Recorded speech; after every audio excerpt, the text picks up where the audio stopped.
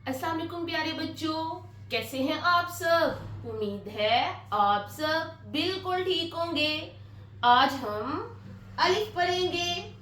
अलिफ की आवाज अ से शुरू होती है, जैसे अ पर ये अ। आइए अलिफ से बनने वाली चीजों के नाम सीखते हैं। अलिफ अंगूर, अंगूर, अंगूर।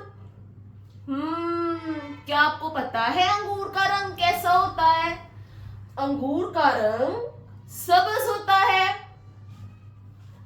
अलीफ ऊंट, ऊंट, ऊंट। अलीफ अंडा, अंडा, अंडा। अलीफ अनार, अनार, अनार। तो प्यारे बच्चों, क्या आपने गौर किया?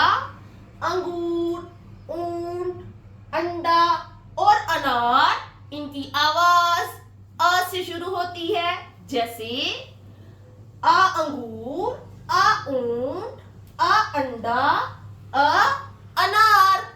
तो प्यारे बच्चों, इस सबक को अपने दोस्तों के साथ मिलकर पढ़ें। अल्लाह हाफिज।